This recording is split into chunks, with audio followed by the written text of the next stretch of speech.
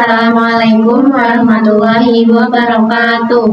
Halo teman-teman semuanya, kembali lagi bersama kita. Saya Widi Novianti, saya Laila Kusumpa. Di video kali ini kita akan masuk ke materi server SIA GPT. Ini saya akan jelaskan dulu mengenai server SIA GPT. Jadi SIA GPT adalah sebuah aplikasi ujian online yang dikembangkan oleh Ahmad Lutfi. Nah, jika teman-teman ingin mengunduh source-nya atau mungkin ingin baca-baca tentang SIA GPT, teman-teman bisa pergi ke website Ahmad Lutfi. Nah, SIA GPT itu dikembangkan menggunakan framework CodeIgniter. Lanjut ke install SIA GPT. Sebelumnya kita sudah menambahkan database dan websitenya. Lanjut, sekarang kita config file database PHP-nya. Klik file, lalu klik file ujian online, kemudian application, kemudian config database.php. Nah, pada bagian username, password, dan database kita ganti sesuai dengan yang tadi kita buat.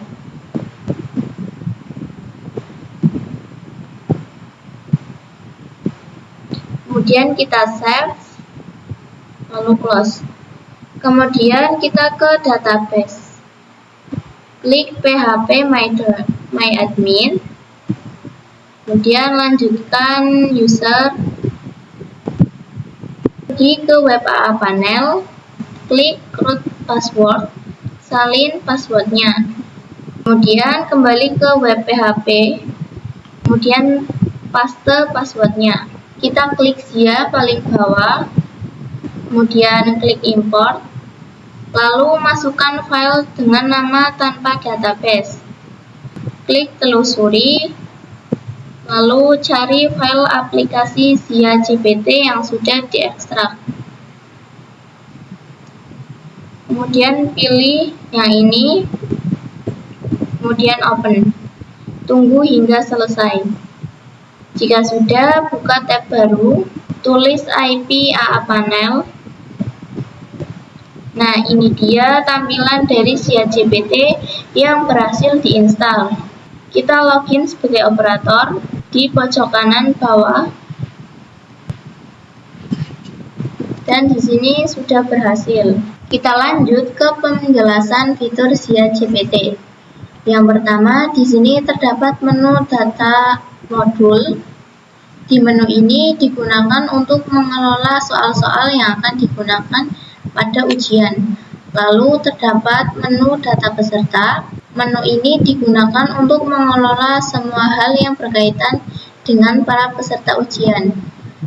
Ada data tes, ini digunakan untuk mengelola semua tes atau ujian yang dilaksanakan. Ada juga laporan, menu ini digunakan jika kalian membutuhkan suatu laporan hasil dari pengerjaan ujian oleh mapel tertentu atau dari suatu kelas. Lalu ada tool dan di sini ada juga pengaturan. Lanjut ke penjelasan menu data tes. Pada menu ini sudah ada beberapa menu seperti tambah tes, daftar tes, evaluasi tes, hasil tes, dan token. Yang pertama terdapat tambah tes. Di dalamnya terdapat opsi-opsi yang kita butuhkan untuk kebutuhan tes yang akan dilaksanakan. Misal di sini kita buat pada bagian nama kita tulis misal bahasa Inggris, lalu kita lihat di daftar tes. Nah, jadi di menu ini itu adalah tempat untuk menampilkan semua tes yang sudah kita buat.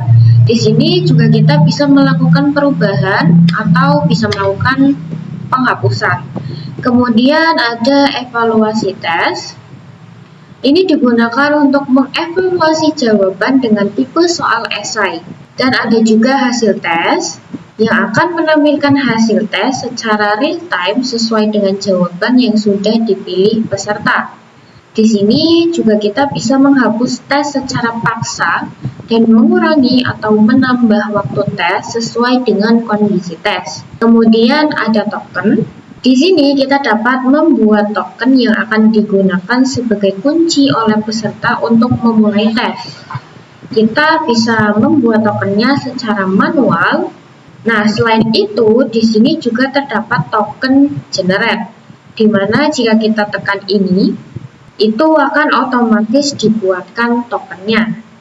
Lanjut ke penjelasan menu pengaturan pada ChatGPT. Yang pertama, di sini terdapat pengaturan ChatGPT yang digunakan untuk mengatur identitas dari penggunaan ChatGPT.